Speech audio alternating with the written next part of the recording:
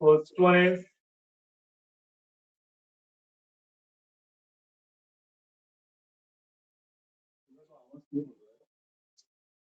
classification of solids, in which first one classification is crystalline and amorphous.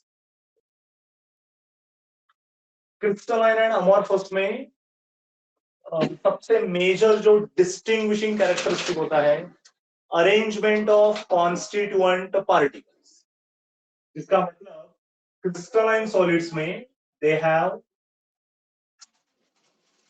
High range और long range order of constituent particles, whereas in amorphous solids they have short range order of constituent particles.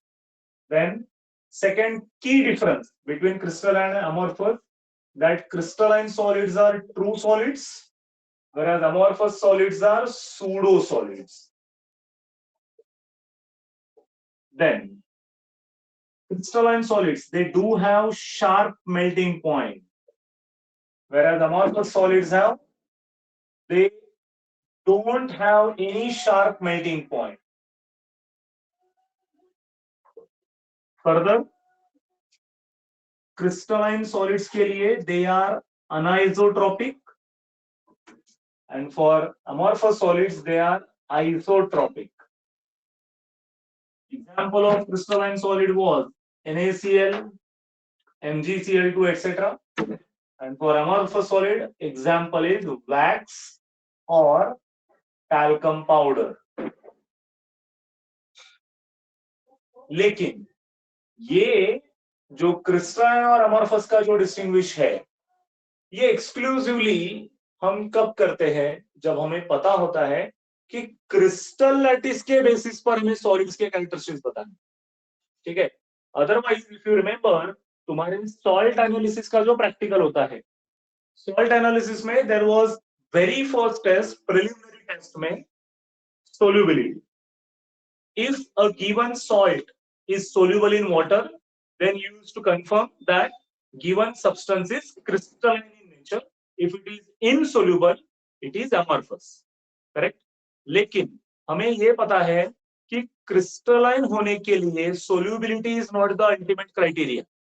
What is the criteria for a substance to be perfect solid? Very first, long or high range order of constituent particles, which must be repeating arrangement of smallest unit cell. That was the finest criteria for crystallinity of a material. Okay?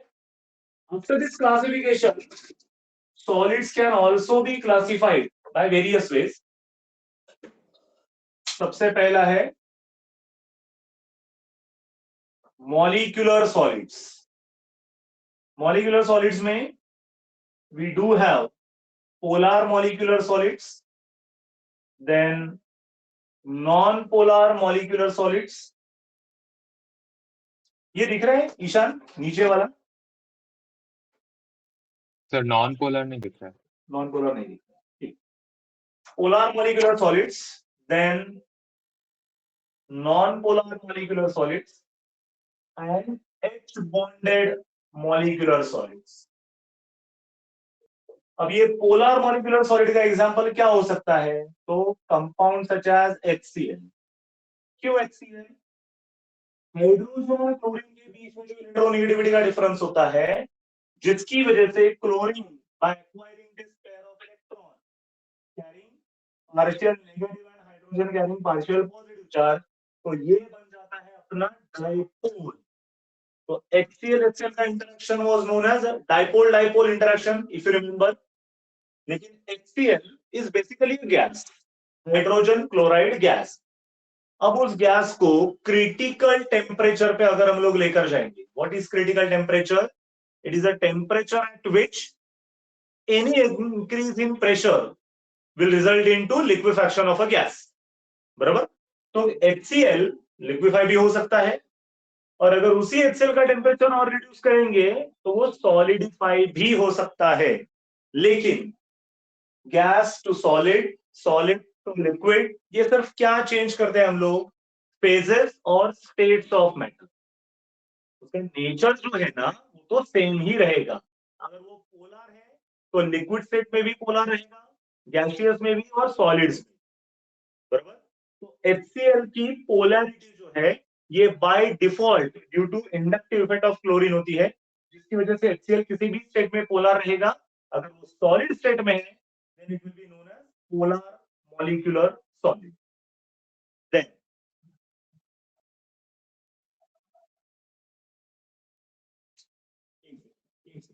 Correct, दो बिल्कुल बीच में क्या cut रही है क्या आवाज?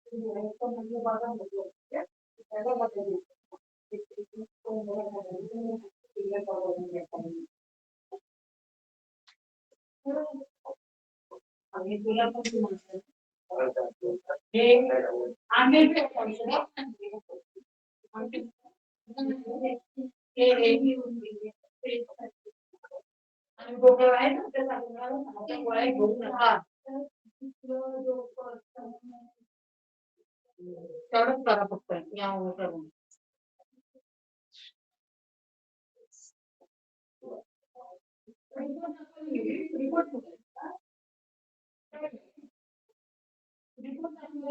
Report कुठे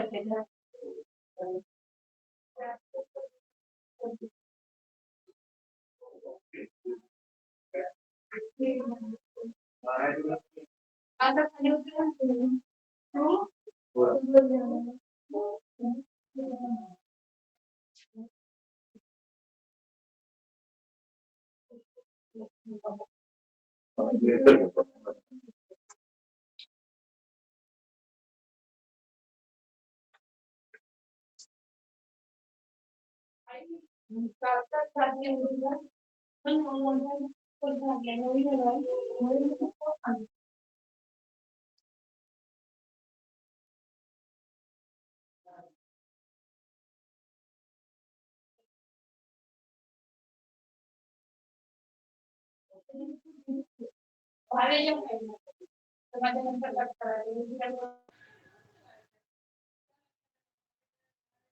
तीर्थ अभी आ रहा है आवाज मेरा? ओके ठीक।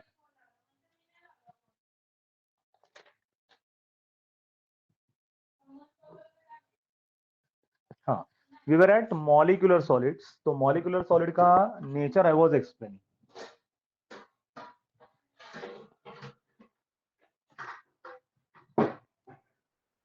अरे यार मार्कर कुठे गेला?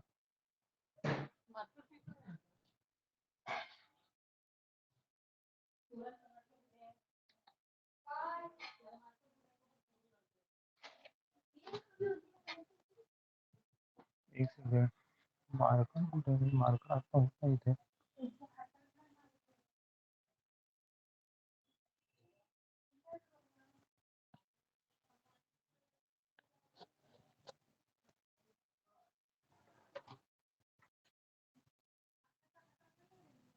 हाय हाय, मिळाला मिळाला मिळाला.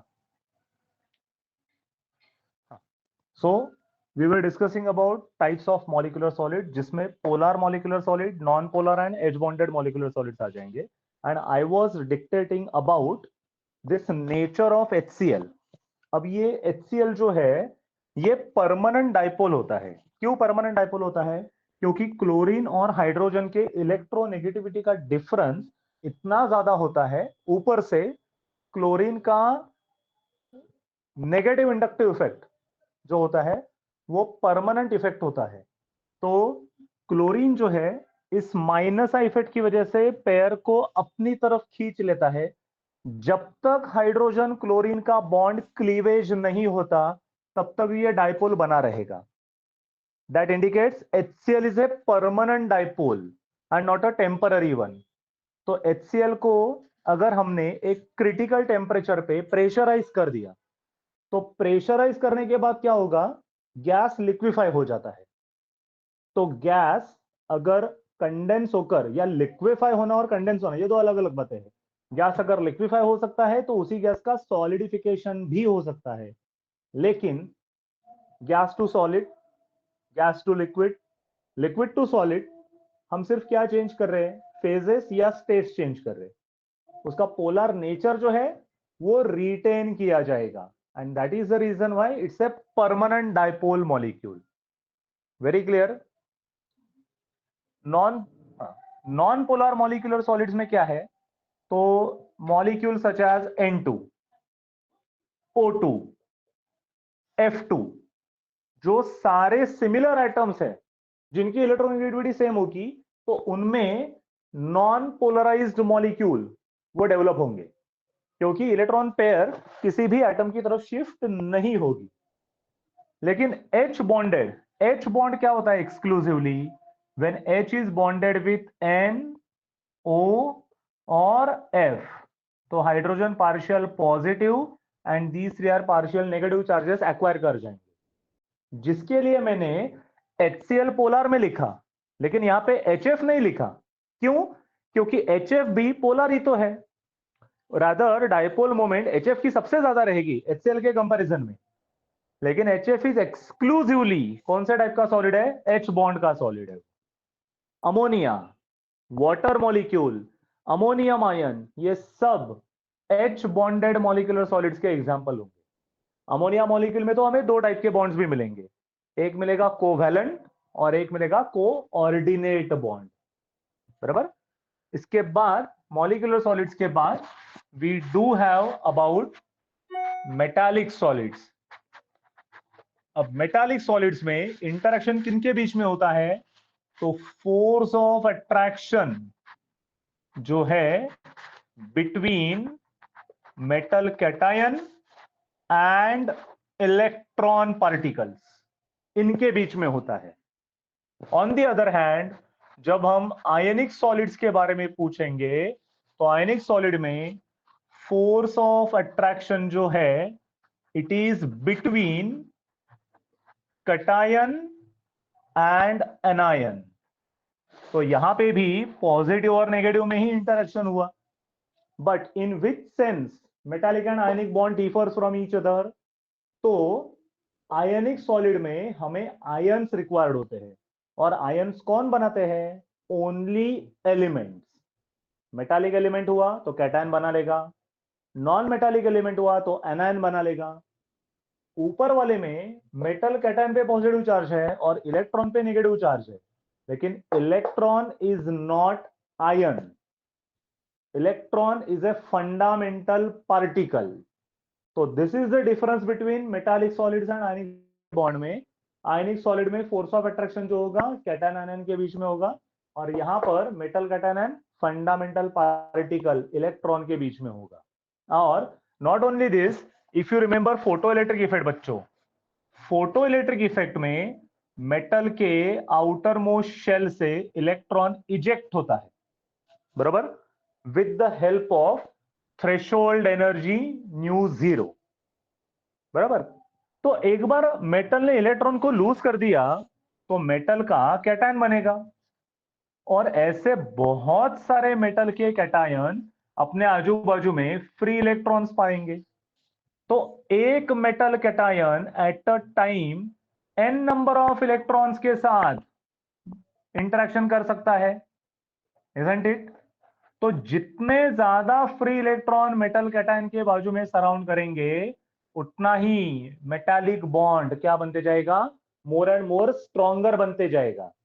बराबर। तो अगर हमें मेटल को सॉलिड स्टेट से लिक्विड स्टेट में ले जाना है, मतलब हमें उसे मेल्ट करना है, तो सबसे पहले ये मेटालिक बॉन्ड्स ब्रेक होने चाहिए। बराबर। जितने ज्यादा इलेक्ट्रॉन्स आते जाएंगे उतना मेटालिक बॉन्ड स्ट्रॉन्गर है। इसीलिए मेटालिक सॉलिड्स का मेल्टिंग पॉइंट जो है वो आयनिक सॉलिड्स के कंपैरिजन में बहुत हाई होगा। अंडरस्टूड? तो तुम्हें एक nature, not nature like, actually characteristic जो है उसे हम लोग बोल सकते हैं, metallic solids are hard, ionic solids hard होते हैं, but at the same time most of them are brittle too. Hardness ज्यादा होने पर क्या हो सकता है? ब्रिटलनेस बढ़ जाता है। ये होता है आयनिक सॉलिड्स में। फर्दर क्रिस्टल लैटिस जिसे हम लोग बोलते हैं, ये तो दोनों सॉलिड्स का होगा, मेटालिक सॉलिड्स का भी होगा और आयनिक सॉलिड्स का भी होगा। ठीक है, copy down this first sheet.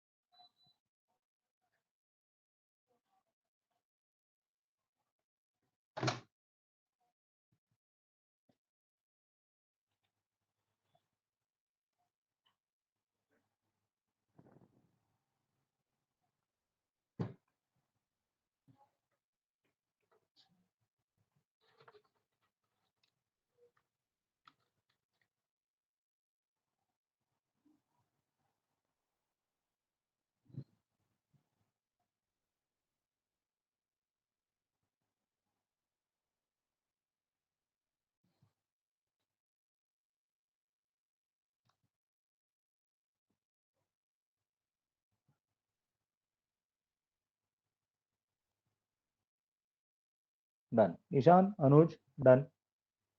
Done sir. Anuj, done बेटा।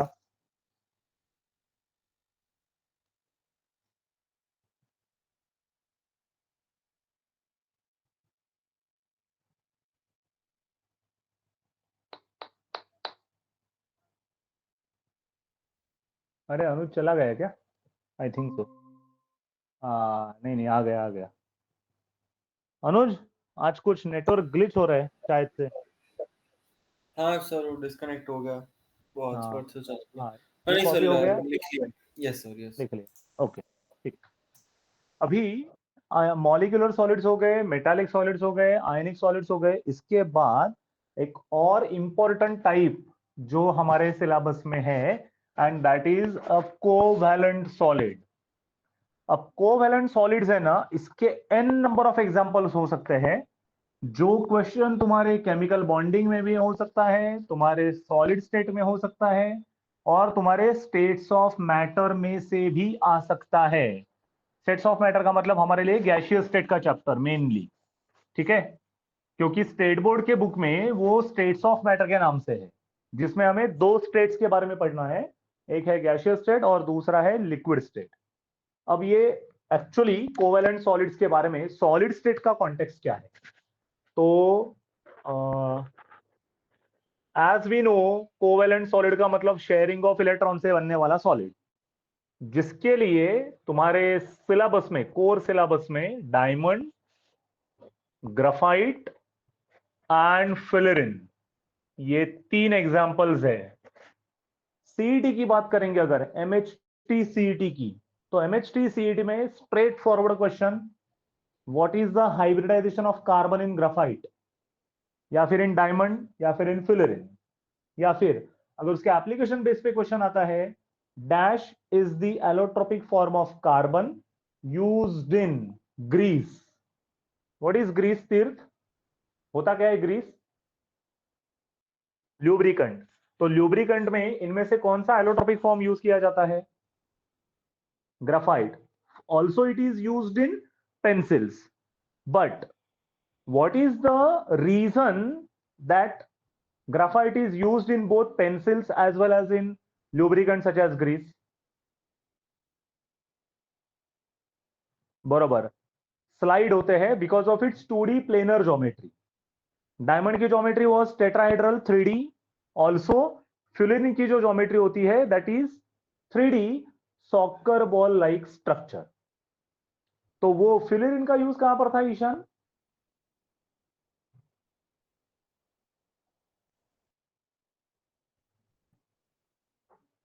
हेलो ईशान, फिलरिन का यूज कहाँ पर हेलो, होता है? हाँ सुनाई दे रहा है? हाँ हाँ, hello. Have you replied something? हाँ Ishan, I am listening to you.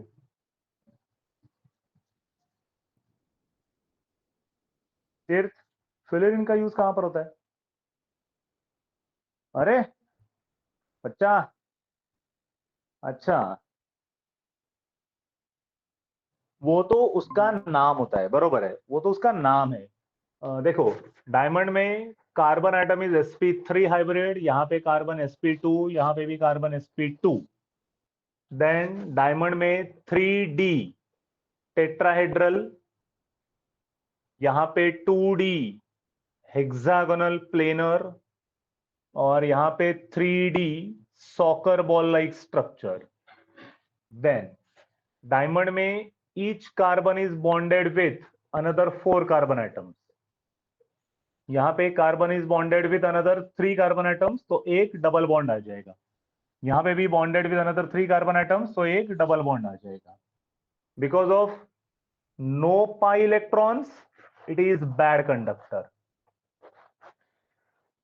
Due to pi electrons, good conductor.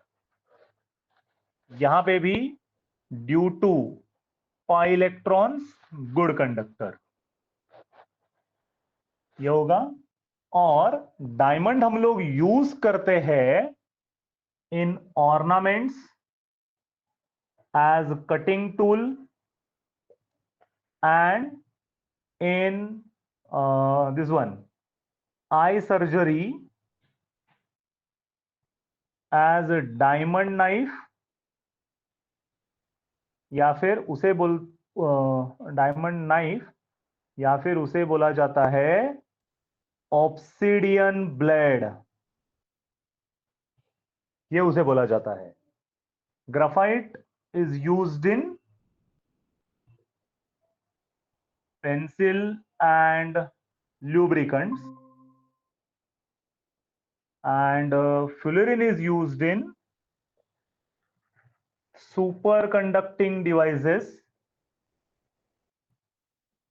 या फिर synthesis of carbon nanotubes, which is used for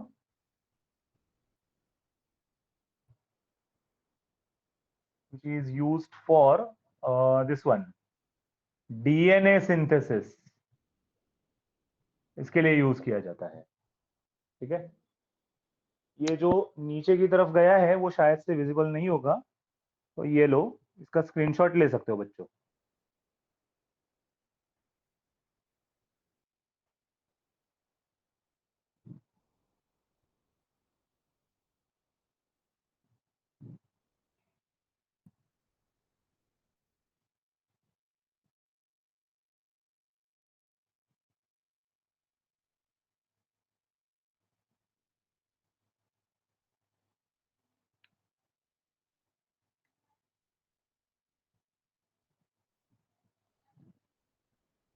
noted?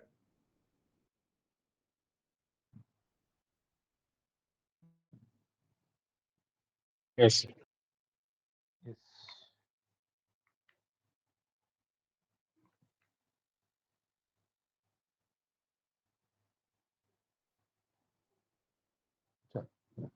अभी ये टाइप्स ऑफ सॉलिड्स पूरे होने के बाद we do have unit cell, crystal lattice, types of unit cells, simple BCC, HCC, FCC, CCP structure.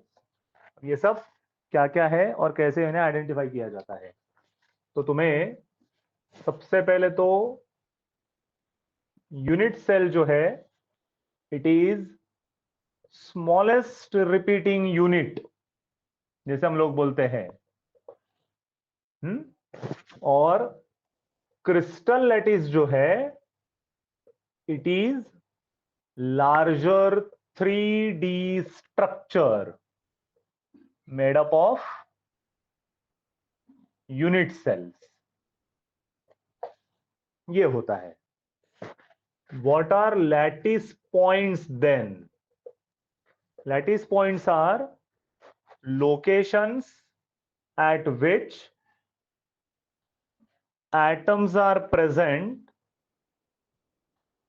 in unit cell.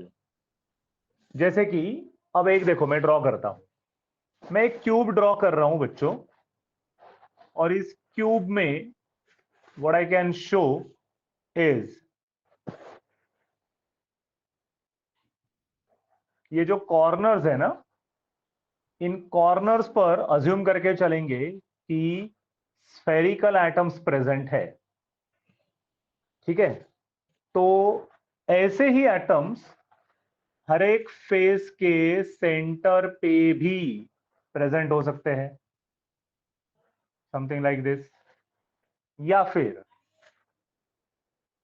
पूरे centre के, पूरे cube के सेंटर में भी एक एटम प्रेजेंट हो सकता है, या फिर ये जो एजेस है इनके सेंटर पे भी एटम्स प्रेजेंट हो सकते हैं।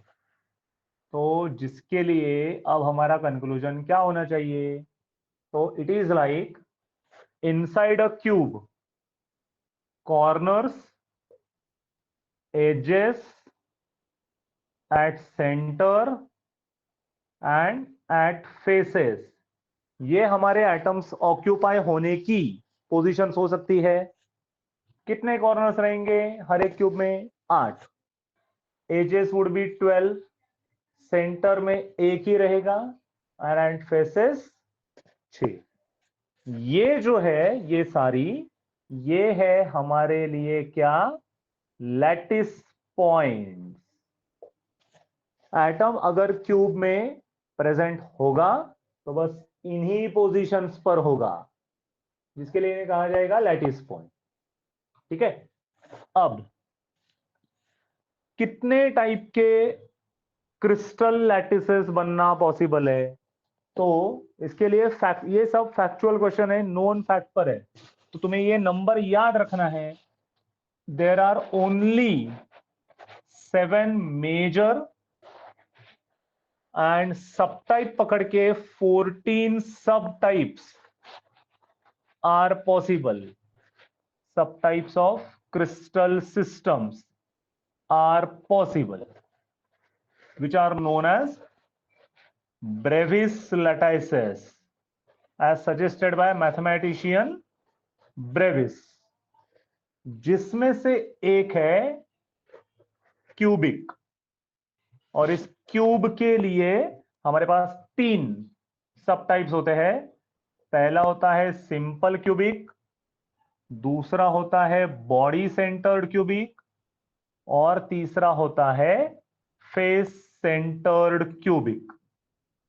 ये 3 टाइप ऑफ यूनिट सेल्स हमारे सिलेबस में हैं, सीईटी के, बिट्स के, वीआईटी के, एसआरएम के, सबके। तो सिंपल क्यूबिक में पोजीशन देखो कैसे होगी बच्चों। If there is a cube, then atoms are going to be present only at corners, something like this. Body centred cube अगर रहेगा तो उस बॉडी सेंटर्ड क्यूब में, एक क्यूब को हम एक परफेक्ट ज्योमेट्रिकल बॉडी ही इमेजिन करेंगे, और उसमें कॉर्नर एटम्स तो प्रेजेंट होने ही वाले हैं, but apart from these corner atoms there is one complete atom at the center of a cube. और face centred cubic unit cell के लिए हमारे पास कुछ ऐसे सिस्टम होगी कि कॉर्नर्स पर एटम्स है, और कॉर्नर्स के साथ centre of each face is also present with atoms. तो ये 3 हमारे लिए जो सिलेबस में कोर पार्ट लेकर है, simple cubic, body centred, face centred. तो सिंपल क्यूबिक में मैं क्या लिखूंगा? 8 कॉर्नर एटम्स प्रेजेंट,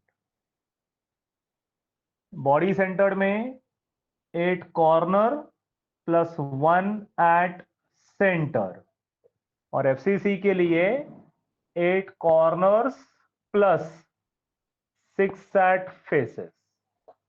ये तुम्हारे एटम्स का नंबर रहे। चलो ये पहले कॉपी कर लो।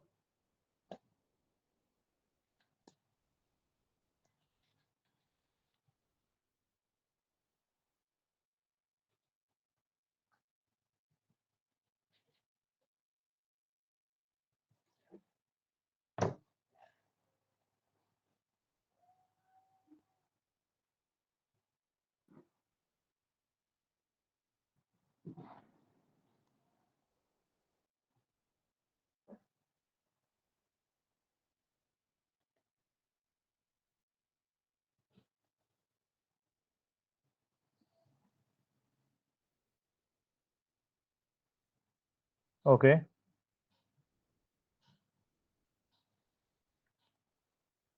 Done sir. Done sir. Okay. अभी ये सिंपल बीसीसी एफसीसी का जो ये है कॉन्टेक्स्ट है, वही हमें डिटेल में देखना है। और ये डिटेल में देखने वाला अभी ऑब्वियस है, कोई तुम्हें डेरिवेशन तो पूछेगा नहीं, लेकिन एक यूनिट सेल में पैरामीटर्स का नाम क्या है, उनका मेजरमेंट कैसे दिया जाता है, और फाइनली उन पैरामीटर्स को लेकर रिलेशन क्या होता है, ये हमें मतलब सीईटी के लिए देखना है। ठीक है, तो अब वो रिलेशन करते हैं। ये ऊपर वाला ऐसे रहने देता हूं क्योंकि वो लगेगा हमें बार बार।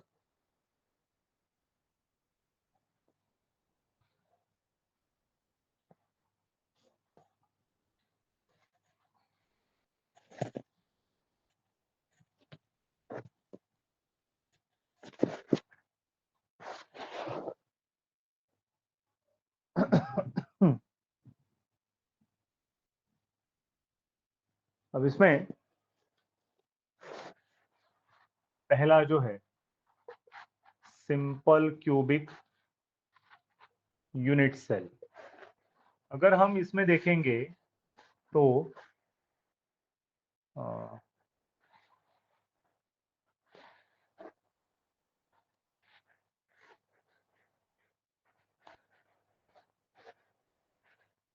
इस क्यूब के एग्जैक्ट बाजू में एक ऐसा ही क्यूब रह सकता है।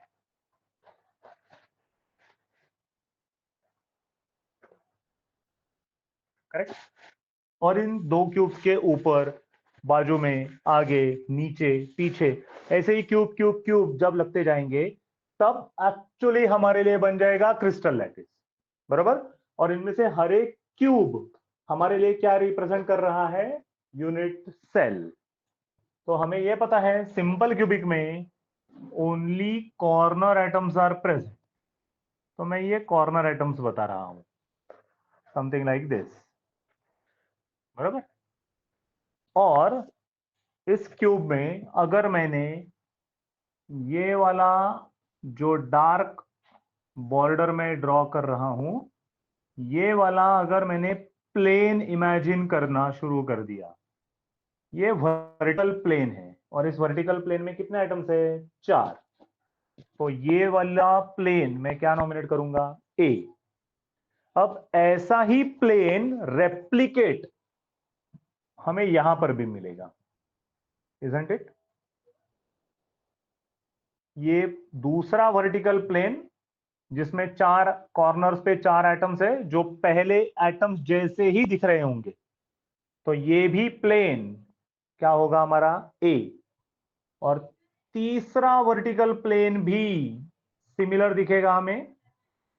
बरोबर। तो ये तीसरा वर्टिकल प्लेन जो है ये होगा हमारे लिए क्या, फिर से प्लेन ए। तो ये होगा सिंपल क्यूबिक यूनिट सेल के लिए टाइप ऑफ अरेंजमेंट होगी ए ए ए अरेंजमेंट, जो रिजल्ट होगी सिंपल क्यूबिक यूनिट सेल में। अब ये हमें इस तरीके से क्यों पढ़ना पड़ा, ताकि हमें body centred cubic unit cell समझ में आए। तो बॉडी सेंटर में क्या लिखा था हमने, तो कॉर्नर पे तो एटम प्रेजेंट होने ही वाला है, लेकिन कॉर्नर्स के साथ इफ यू रिमेंबर हमारे बॉडी के सेंटर में भी एक पूरा एटम प्रेजेंट होना है, समथिंग लाइक दिस। तो इसका मतलब क्या है, देखो अभी मैंने अभी ये horizontal plane let's say imagine करना शुरू कर दिया। तो इस हॉरिजॉन्टल प्लेन में as you can see there are 4 atoms जो रिप्रेजेंट कर रहे हैं प्लेन ए। इसके नीचे जो हॉरिजॉन्टल प्लेन है ये वाला, यहां पर भी 4 एटम्स ऊपर वाले जैसे 4 एटम्स ही दिख रहे हैं, तो ये भी लेयर ए होगा। लेकिन ये वाला डायग्राम देखो, लेयर ए और लेयर ए के बीच में पूरी वैकेंट स्पेस है, लेयर ए और लेयर ए के बीच में पूरी वैकेंट स्पेस है। लेकिन यहां पर क्या हो रहा है, ऊपर वाला ए और नीचे वाला लेयर ए के बीच में ये दूसरे एटम का लेयर बी तैयार हो जाएगा। तो इसे हम लोग कहेंगे बॉडी सेंटर्ड क्यूबिक में कौन सी अरेंजमेंट है, A B arrangement. Are you getting this बच्चों? ईशान, अनुज। Yes, sir. Yes, और sir. अगर तुम्हें ये थोड़ा सा यहाँ पे स्मॉल में ड्रॉ करता हूं, अगर तुम्हें ये 2D में भी अगर देखना हो ना तो कुछ ऐसे नजर आ जाएगा वो। ये अगर अपना बेस लेयर ए है तो इसके ऊपर दूसरा लेयर कुछ ऐसे होगा, एग्जैक्टली बेस लेयर जैसा ही। तो ये simple cubic arrangement, but this is 2D arrangement and this is 3D arrangement. अगर हम बॉडी सेंटर्ड क्यूब को ड्रॉ कर रहे हैं तो पहले वाले लेयर ए के स्फीयर्स ने एज यू कैन सी ये ट्रायंगुलर वॉइड्स बना लिए हैं। इन वॉइड के ऊपर दूसरा लेयर रखा जाएगा, इनके वॉइड के ऊपर तीसरा लेयर रखा जाएगा ताकि थर्ड और फर्स्ट सिमिलर दिखे। तो ये है लेयर ए और दो ए के बीच में है B. So this is A, this is also A, but this is B, resulting into body centered cubic units. I hope you are understanding the thing. अभी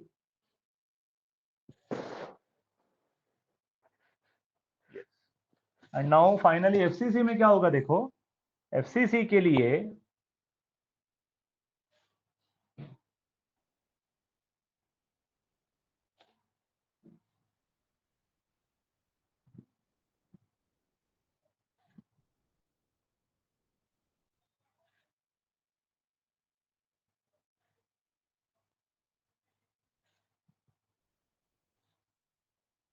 यह है अपना cube.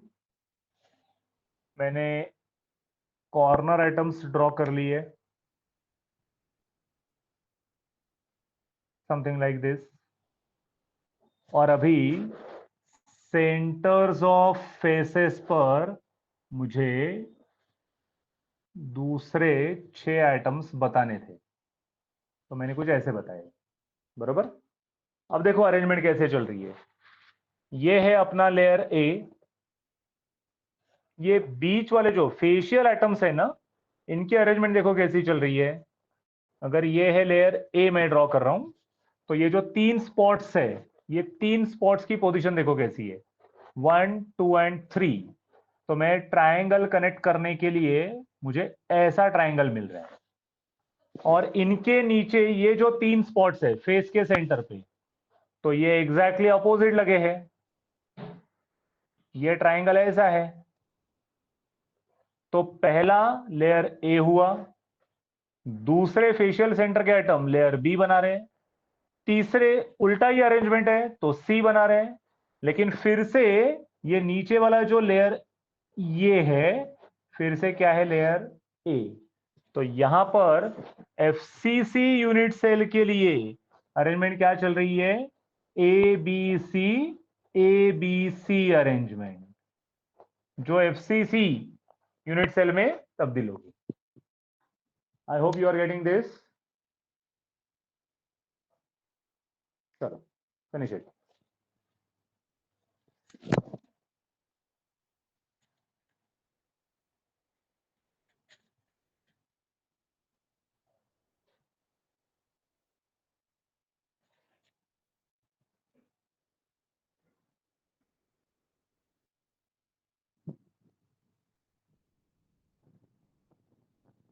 Okay Anuj, if you remember can you tell me कि इनमें से कोई भी एक यूनिट सेल तू इमेजिन कर, चाहे वो सिंपल क्यूब हो, बॉडी सेंटर्ड हो या एफसीसी हो, हमेशा कॉर्नर एटम कितने क्यूब में शेयर हो रहा था?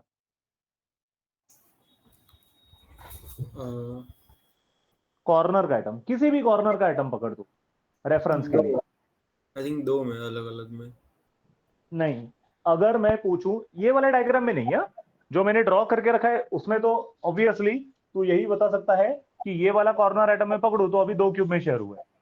मेरा क्वेश्चन ये है, पूरी 3 डायमेंशनल अरेंजमेंट है, 8 सब 8 क्यूब में, एग्जैक्टली बराबर। इनके पीछे 2 तो 4 क्यूब में शेयर, इनके ऊपर 4, 8 क्यूब में शेयर हो जाएगा, बराबर है। वही कैलकुलेशन लेकर अब हमें आगे वाला टॉपिक करना है। ये हो गया बच्चों? Ishan done? Yes, sir. Yes.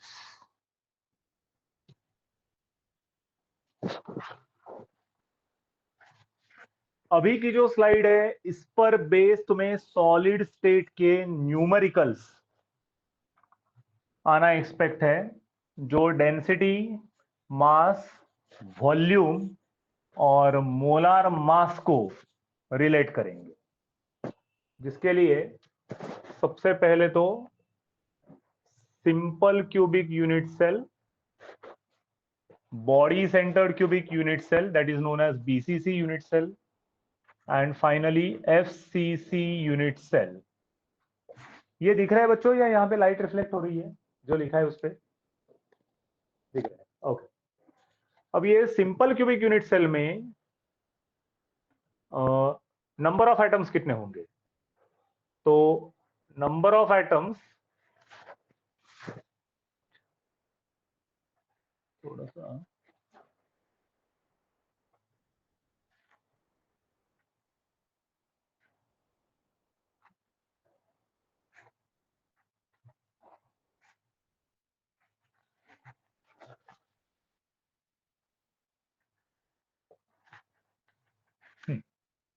Number of atoms यहां पर 1/8 into 8 that is 1 atom. BCC unit cell में 1/8 into 8 plus 1 at center that is total 2 atoms. FCC में 1/8 into 8 plus half into 6 faces का, क्योंकि फेशियल एटम हमेशा बाजू बाजू के ही 2 क्यूब में शेयर होगा, तो एक यूनिट सेल में उसका हाफ कंट्रीब्यूशन होगा। ऐसे 6 फेसेस मिलकर 1 + 3 that is total 4 atoms will be there. ये नंबर बच्चों तुम्हें न्यूमेरिकल के लिए याद रखना है। For simple cubic 1 atom, BCC 2 atom, FCC 4 atom. Number of atoms को हम लोग डिनोट करेंगे बाय n से। Then relation between A and R. What is A and R? मैं यहां पे लिख के रखता हूं। A is एज लेंथ, या फिर उसे बोला जाता है लैटिस पैरामीटर, और R जो है इट इज रेडियस ऑफ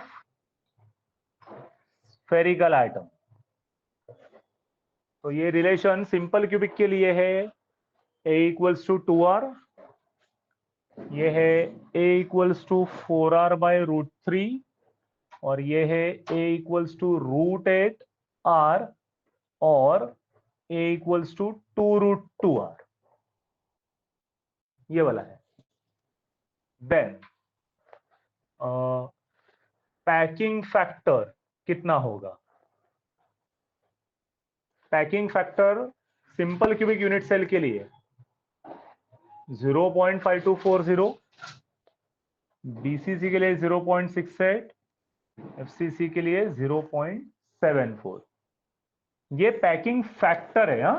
अगर तुम्हें परसेंट पैकिंग पूछा तो दिस इज 52.40%, 68%, 74%। तो जिसका मतलब है वैकेंट स्पेस कितनी रहेगी? 47.60%, 32%, 26%।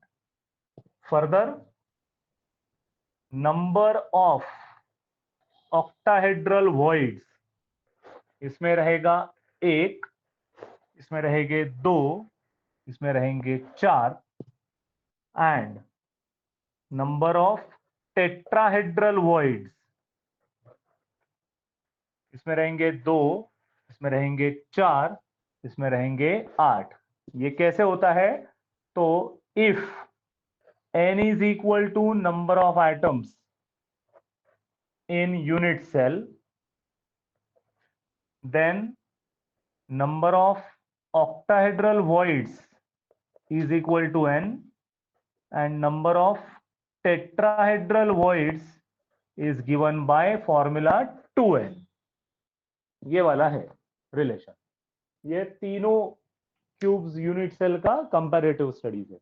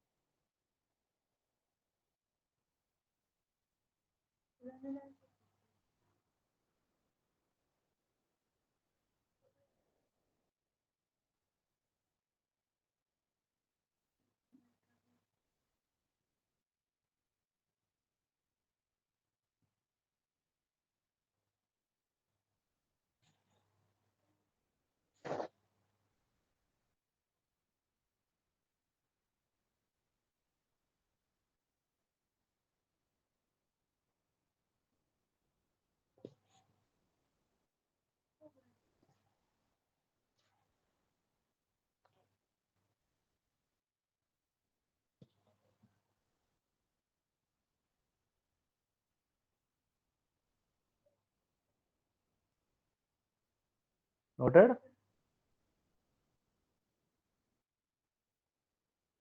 ईशान, अनुज? Yes, sir.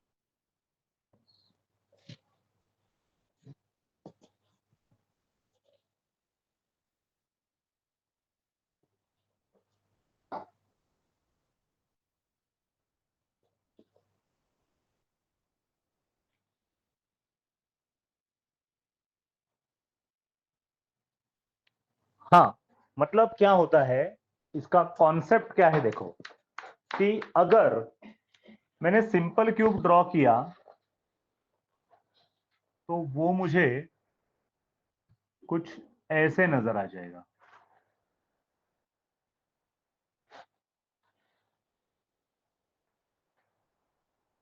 साइड फेस पे कुछ ऐसे, और ऊपर वाले सरफेस पर कुछ ऐसे नजर आ जाएगा। बराबर?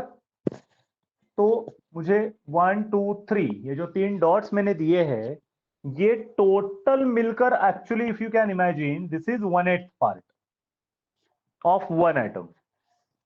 ऐसे इस क्यूब के 8 कॉर्नर्स मिलकर एक ही एटम बनेगा, जो मैंने यहां पर लिखा हुआ है।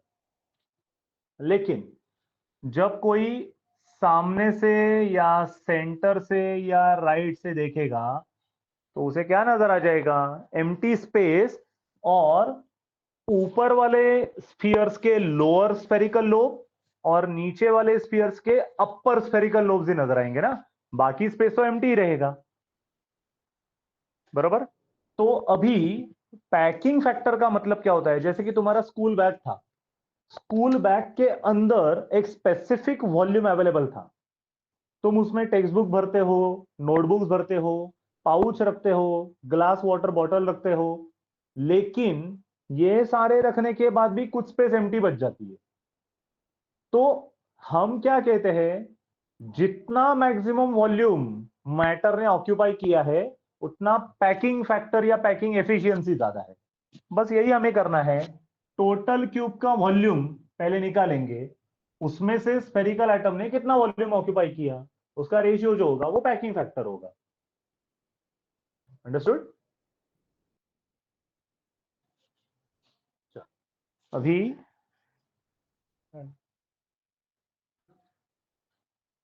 त्याने काढलेली दाट, दुसरी दाट त्या आलोक सांगडे दा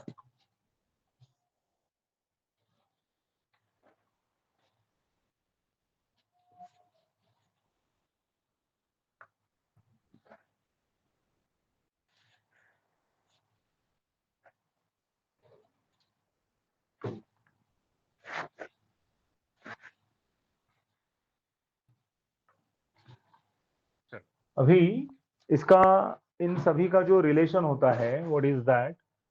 it is density of unit cell is equal to mass by volume of unit cell, ये होना चाहिए।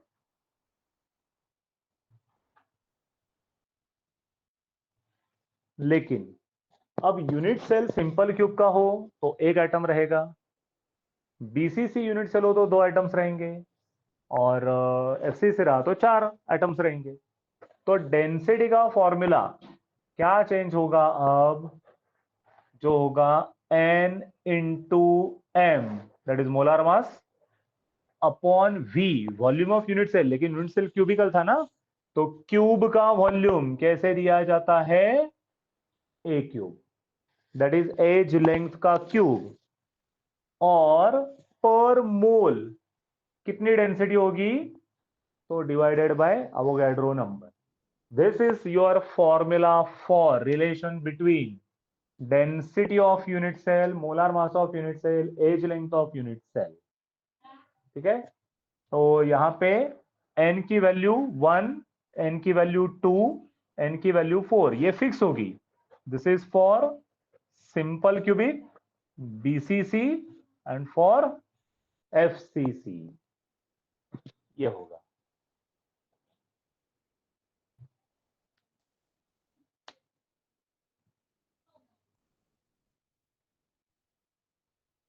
ये फॉर्मूला नोट कर लो पहले।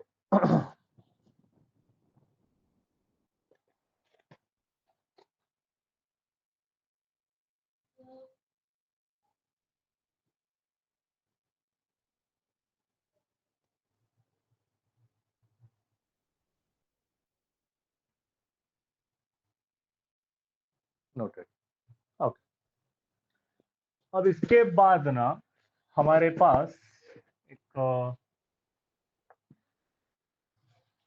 हाँ चलो अभी पहले वो डिफेक्ट कर लेते हैं, और जो r plus r minus radius ratio है, लिमिटिंग रेडियस रेशियो, वो कल के लेक्चर में देखते हैं। सॉलिड सेट थोड़ा सा इंपॉर्टेंट सारे पर्सपेक्टिव से चैप्टर है, तो इसे वन शॉट खत्म नहीं करेंगे, थोड़ा सा पार्ट में कल के लिए बाकी रखता हूँ। और कल सॉलिड सेट खत्म होने के बाद केमिस्ट्री इन एवरीडे लाइफ भी हम लोग शुरू कर रहे हैं। ठीक है? अब डिफेक्ट्स जो है, डिफेक्ट का सबसे सिंपलेस्ट मतलब होता है क्या? Irregularity in arrangement. तो बहुत सारी बार क्रिस्टल्स में ये इरेगुलरिटी या तो बाय डिफॉल्ट अराइज होती है, या फिर हम इंटेंशनली लाते भी है। ठीक है? तो इरेगुलरिटी लाने की वजह से डिसएडवांटेज क्या होगा? तो क्रिस्टल लैटिस का स्ट्रक्चर डिस्टर्ब हो जाता है। लेकिन उसका एडवांटेज ये है कि उस क्रिस्टल की, उस मटेरियल की बहुत सारी फिजिकल प्रॉपर्टीज ऐसे ऑल्टर हो जाती है जो हमें एडवांटेज देकर जाएगी। फॉर एग्जाम्पल, जब हम लोग क्रिस्टल लैटिस देखते हैं तो there is fixed high range order of constituent particles. तुम्हारे फिजिक्स में सेमीकंडक्टर का जो टॉपिक है उसमें तुम्हें पी टाइप और N type semiconductor, I hope you know it very well. Ishan, Yes, do sir. You? तो ईशान, यू टेल मी, मुझे जर्मेनियम को एन टाइप सेमीकंडक्टर में कन्वर्ट करना है, तो what shall I do?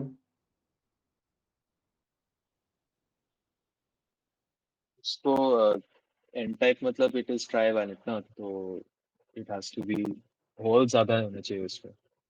No Ishan, something wrong.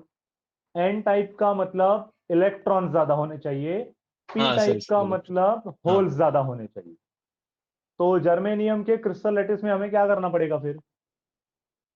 Doping करना पड़ेगा, बरोबर। Germanium belongs to which group Tirth? Germanium, हाँ एल्यूमिनियम के बाद वाला 14। तो 14 के एलिमेंट के क्रिस्टल लैटिस में हम 15 का कोई एटम डोप करेंगे, मतलब नाइट्रोजन फैमिली का, तो वो एक्सेस ऑफ इलेक्ट्रॉन देकर जाएगा हमें। और अगर हमने ग्रुप 13 का एलिमेंट डोप करना शुरू किया, लाइक एल्यूमिनियम और बोरॉन और गैलियम, तो हमें पी टाइप सेमीकंडक्टर मिल जाएगा। लेकिन ये जो डोपिंग होता है, डोपिंग क्या करता है? तो जर्मेनियम का जो प्योर क्रिस्टल लैटिस है, उसमें हमने कोई एक्सटर्नल इंप्यूरिटी ऐड की, तो वो वॉइड में जाकर फिट होगी। तो जर्मेनियम के क्रिस्टल लैटिस का जो स्ट्रक्चर है, वो कहीं ना कहीं पे तो डिस्टर्ब हो गया, लेकिन जर्मेनियम की कंडक्टिविटी प्योर स्टेट से ज्यादा हो जाएगी, जिसे हम लोग बोलते हैं एक्सट्रिंसिक सेमीकंडक्टर। अगर प्योर जर्मेनियम हम लोग यूज करते हैं तो it is going to be intrinsic semiconductor, बराबर।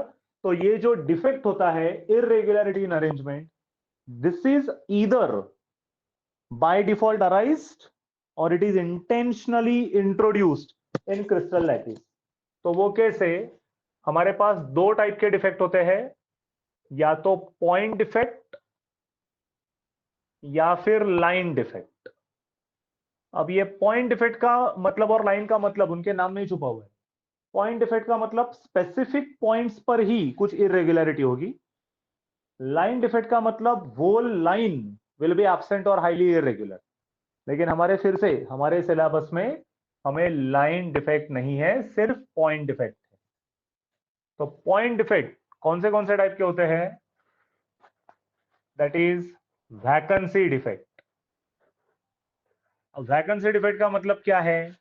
तो अगर एक कोई क्रिस्टल लैटिस है, उसमें इतने सारे कॉन्स्टिट्यूएंट पार्टिकल्स प्रेजेंट है, लेकिन कुछ पोजीशंस पे एटम्स विल रिमेन वैकेंट, मतलब एब्सेंट ही रहेगा।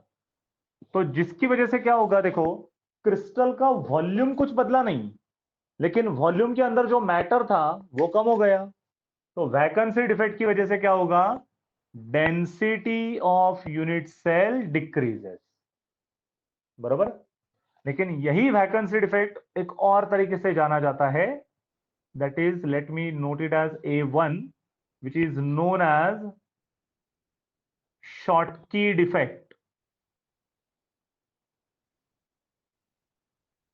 अब ये शॉर्टकी डिफेक्ट में स्पेशलाइज क्या है? तो मेरे पास एक क्रिस्टल लैटिस है, समथिंग लाइक दिस। अब ऊपर वाले रिप्रेजेंटेशन में और ये सेकेंड रिप्रेजेंटेशन में क्या डिफरेंस है?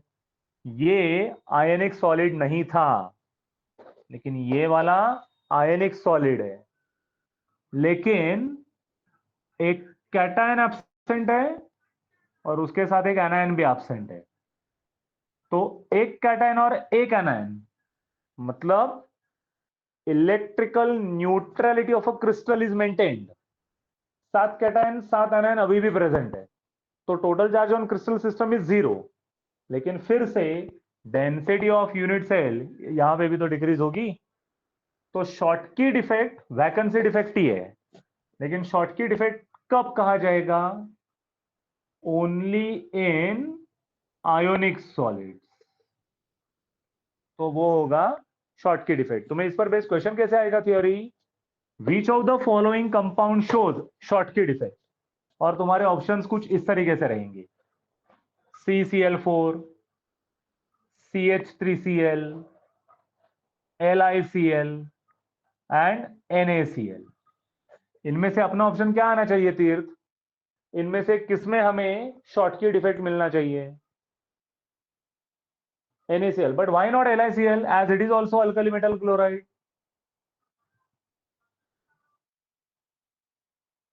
स्मॉल साइज ऑफ Li, जिसकी वजह से LiCl कौन से टाइप का सॉल्ट बन जाता है या सॉलिड बन जाता है? Covalent. But NaCl strictly ionic बन जाता है। तो वो शॉर्टकी डिफेक्ट बताएगा, मतलब ही वो वैकेंसी डिफेक्ट बता रहा है। ठीक है, अब इसके बाद जो दूसरा डिफेक्ट होता है दैट इज इंटरस्टिशियल डिफेक्ट। अब ये इंटरस्टिशियल डिफेक्ट क्या होता है? तो कोई भी एटम अपनी रेगुलर पोजीशन को छोड़कर, हाँ, वो इंटरस्टिशियल स्पेस पे ऑक्यूपाई होना शुरू हो जाता है। तो सबसे पहले ये जो मैंने अभी ड्रॉ कर लिया है वो रेगुलर क्रिस्टल स्ट्रक्चर है, लेकिन अब एक एटम अपनी रेगुलर पोजीशन छोड़कर वॉइड में जाकर बैठा, तो यहां पर क्या हुआ? डेंसिटी जो है रिमेन सेम, बरोबर, डेंसिटी में कोई फर्क नहीं हुआ। क्रिस्टल की न्यूट्रलिटी जो है वो भी मेंटेन होगी, लेकिन अगेन फिर से एक बार, अगर हमारे पास कोई आयनिक सॉलिड का क्रिस्टल लैटिस प्रेजेंट है, something like this, cation only, हाँ, सिर्फ कैटायन अपनी पोजीशन छोड़कर वॉइड में फिट हो जाता है। only cation. Why only cation? Because it is usually smaller than anion. Only cation dislocate and occupy void. तो इस डिफेक्ट का नाम होता है फ्रेंकेल डिफेक्ट। तो फिर से शॉर्टकी की तरह, शॉर्टकी डिफेक्ट वैकेंसी डिफेक्ट ही था, लेकिन Schottky is applicable to which solid? Ionic solid. वैसे फ्रेंकेल डिफेक्ट इंटरस्टिशियल डिफेक्ट ही है, but only for ionic solids. Very clear दोनों डिफेक्ट? चलो कॉपी।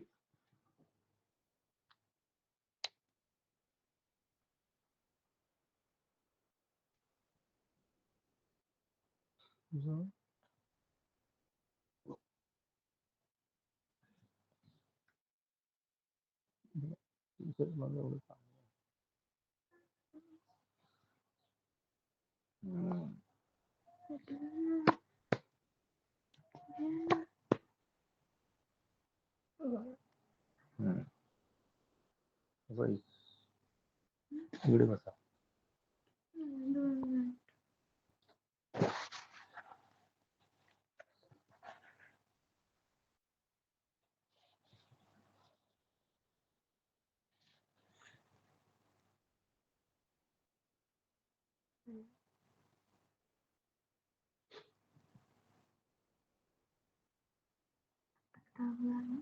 हम्म.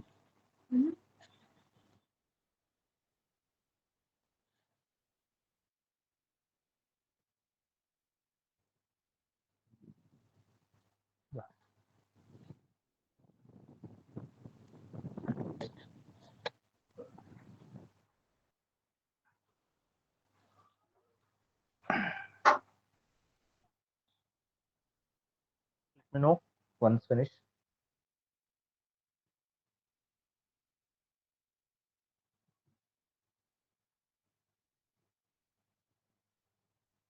Answer. Done.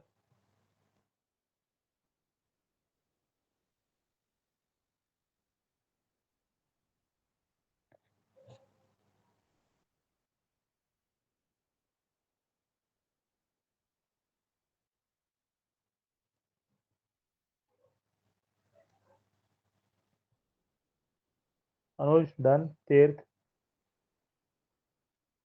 Yes, sir. अभी ये जो वैकेंसी डिफेक्ट है, इंटरस्टिशियल डिफेक्ट है, कुछ ऐसे ही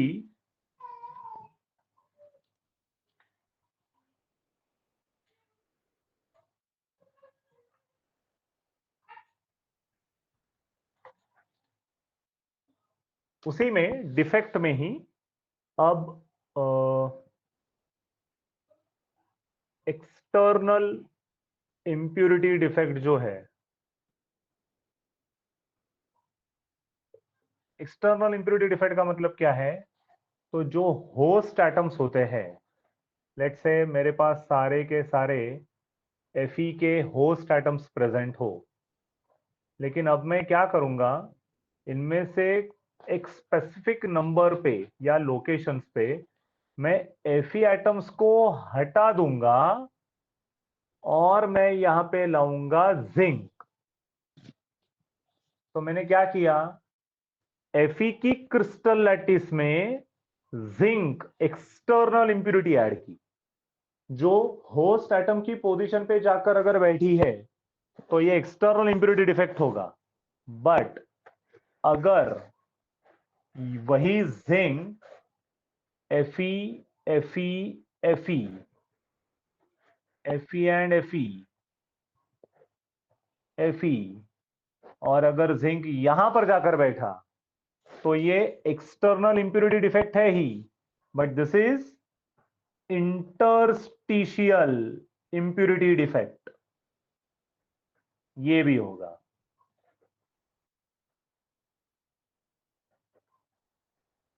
ठीक है, फर्दर कुछ और डिफेक्ट्स, एलियोवैलेंट डिफेक्ट। अब ये एलियोवैलेंट होता क्या है? तो फिर से ये आयनिक सॉलिड्स में मिलेगा। कैसे? आई एम हैविंग Na+Cl- का crystal lattice, something like this.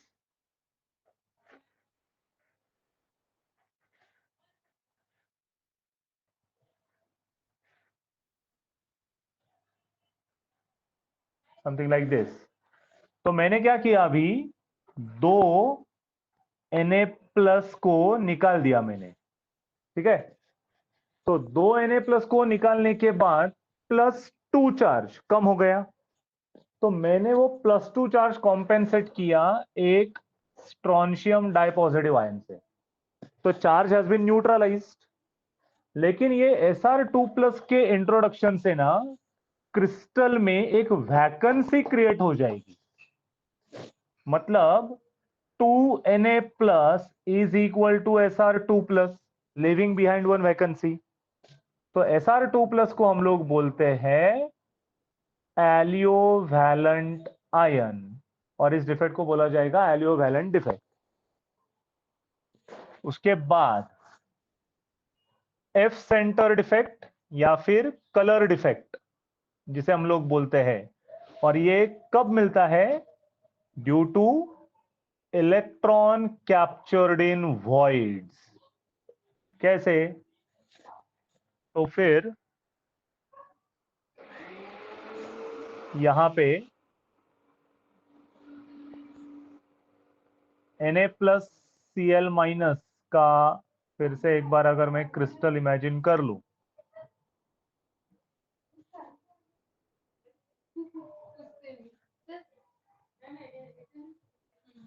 अब यहां पे एक इलेक्ट्रॉन कैप्चर किया जाता है वॉइड में, और इस इलेक्ट्रॉन कैप्चरिंग की वजह से common salt appears to be slight yellow, specially कौन से सीजन में? Usually in rainy season. वो हाइग्रोस्कोपिक मटेरियल है सॉल्ट ऑलरेडी, तो वो हाइग्रोस्कोपिक होने की वजह से जैसे हमने कंटेनर ओपन किया एटमॉस्फेरिक मॉइस्चर को एब्जॉर्ब कर लेगा। लेकिन NaCl जब एटमॉस्फेरिक मॉइस्चर एब्जॉर्ब करेगा तो actually salt is undergoing dissociation. Salt undergoing dissociation का मतलब क्या होगा? NaCl is going to form Na+Cl-। Common salt जब सॉलिड स्टेट में है तो वो क्रिस्टलाइन है, लेकिन उसमें कोई चार्ज नहीं है। लेकिन उसने जैसे ही मॉइस्चर को एब्जॉर्ब किया आयंस बनना शुरू हो जाएगा, it will become an electrolyte. लेकिन Na+Cl- बनना जिसका मतलब there is transfer of electron हो चुका है। During the transfer of electron एक सिंगल इलेक्ट्रॉन या ऐसे कई सारे इलेक्ट्रॉन वॉइड में जब कैप्चर किए जाएंगे तब सॉल्ट का कलर चेंज हो जाएगा, hence it is also known as colour defect. ये यहां पर सारे डिफेक्ट्स खत्म हो जाएंगे तुम्हारे।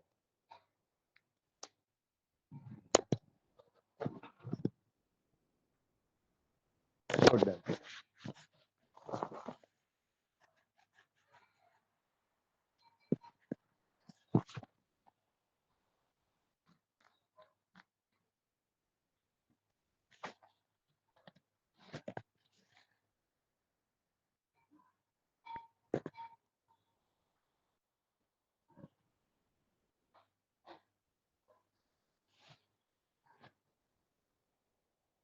डन.